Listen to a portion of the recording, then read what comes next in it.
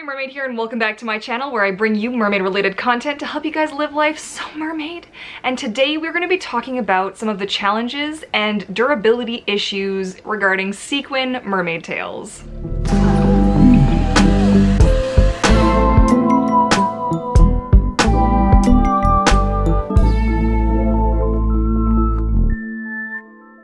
So if you're new to my channel and you don't know who I am a mermaid tail maker, a fabric mermaid tail maker to be specific, from Vancouver, Canada, and I've been making mermaid tails since around 2006, and I have done a variety of different kinds of tails. I've got sequin and non-sequin, painted and printed mermaid tails, and I have tried sewing sequins as well as gluing sequins, and I'm going to talk about some of the pros and cons to each in a sec. So for those of you who don't know, I have two versions of my main flagship tail that you see me wear in almost all my videos. I decided, because I had wanted to just make one more sort of pass at what my flagship tail would be, that I ideally wanted to have two versions of it because I swim so much a couple of times a week in a mermaid tail. And wear and tear is just a thing. It's going to happen to all mermaid tails eventually. That's just part of the great circle of life in the mermaid world. But I wanted to make sure that I could have some consistency. And so I decided to make one sequin version and one non-sequin version of my tail. This way I have one for just hanging out with my friends, a little practice sessions at the pool, a little filming, that kind of thing, and then any paid gigs that I do, or any photo shoots, or anything where I need to just up the mermaid level, you know, full mermaid, then I have the more flashier bling tail. Bling tail. Is that a thing? So I started experimenting with sequins on mermaid tails on my fourth mermaid tail, first painted tail. Up until that point they'd all been spandex, just experimenting prototypes, you know, that kind of thing. So my very first tail to ever be painted also had some sequins. Now I had mixed experiences with that. I was using dollar store sequins, which I will get to in a second as well. There's nothing wrong with dollar store sequins, but what I didn't realize is that there's a difference between E6000 glue and aquarium grade silicone. I don't know why, but it melted some of my sequins. I don't have the tail here to show you, but some of the sequins are warped because they're actually melted into the fabric. It's really awkward. So I find that using E6000 glue has been the best way to go. And to answer your next question, yes, my sequins are all glued on. I have experimented with sewing them, and I've experimented with gluing them. Okay, so for the amount of time and effort it takes, and when the durability is pretty much the same, like whether I've sewn them or I've glued them, you're gonna lose sequins. That's just part of having a sequin tail, is you're having to replace sequins all the time, and it can be frustrating. So I just decided that gluing was just gonna be the best option for me because it's faster, it's more efficient, and I just can't honestly be bothered to sit there and hand stitch a billion sequins onto a mermaid tail. It's just not for me. So recently, people have been, you know, with all of the sort of microplastics and the health and sort of well-being of our oceans and marine life and this kind of thing, people are starting to ask whether or not my dog will start barking in this video. Really? People have started wondering how environmentally friendly sequin mermaid tails actually are.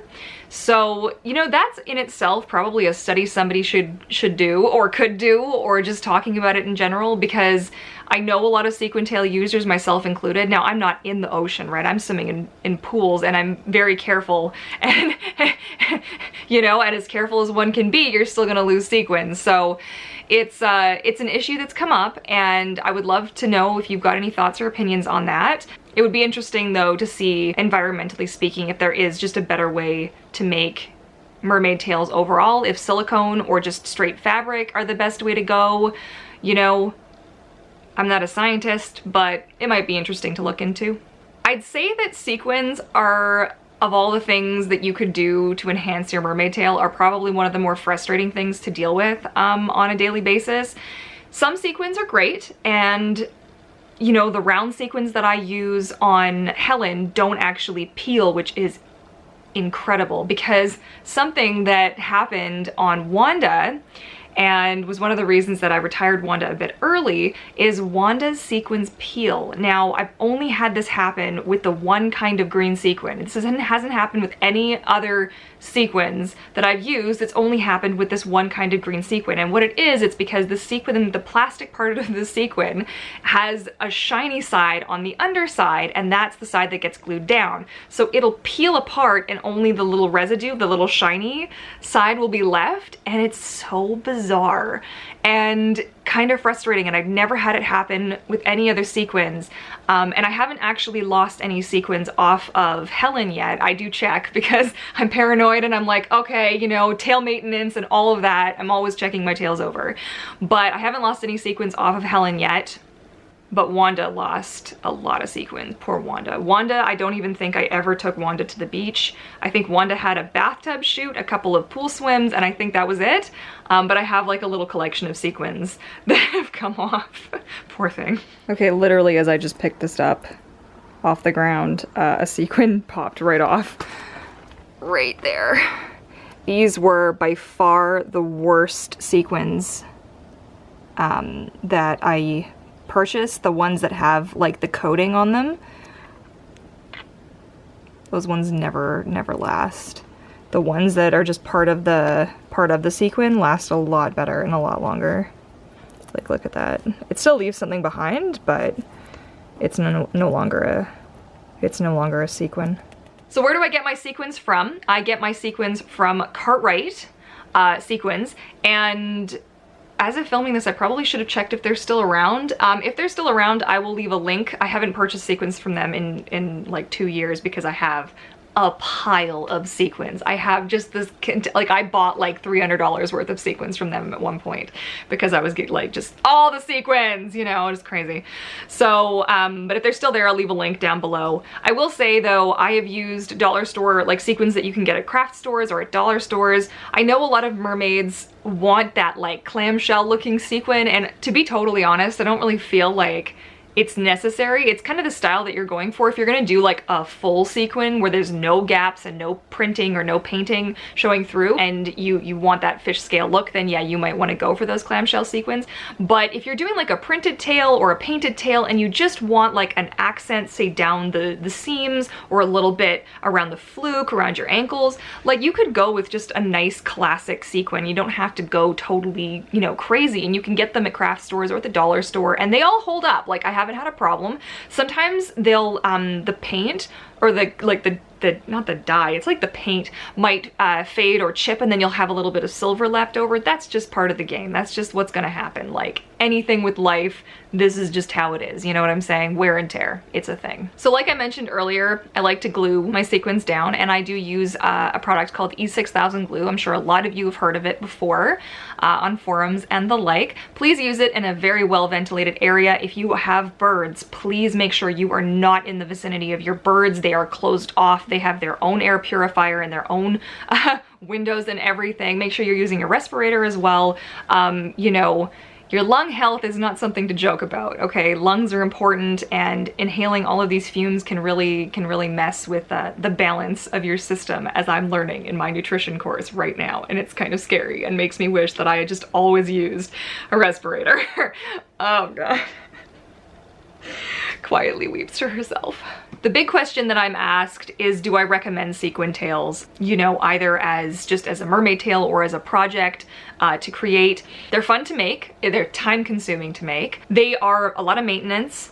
It's pure luck, I think, that Helen hasn't lost a sequin yet. You know, I've worn her a couple of times. I've worn her on concrete, I've worn her on rocks, and she hasn't lost any sequins again.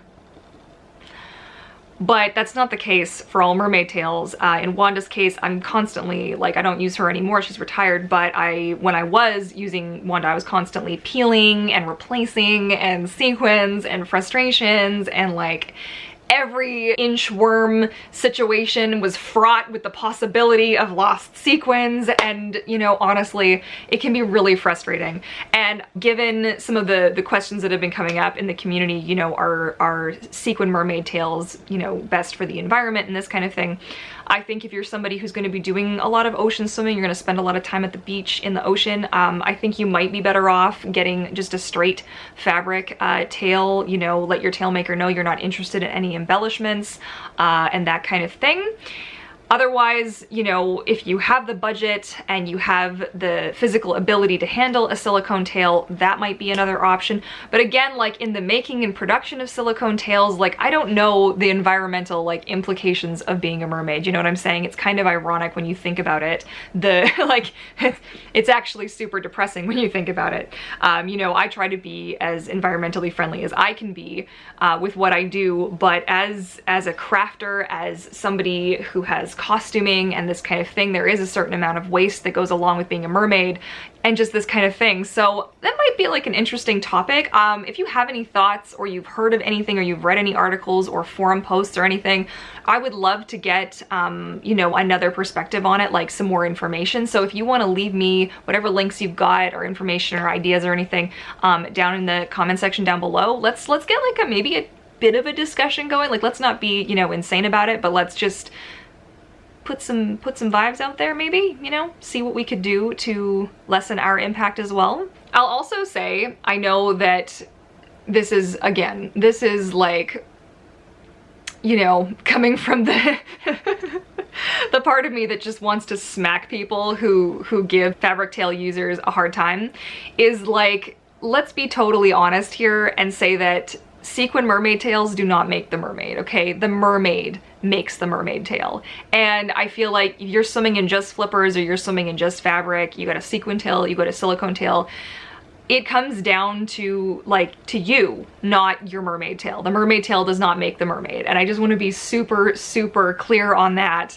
I know not everybody agrees with me, and I know some people are just like, oh no, I have to have my silicone mermaid tail, and you're not as good as me because you don't have one. And it's like, you know what? I know not all silicone tail users are like that. Trust me, I've got silicone tail users as friends. We all get along. It's a great thing.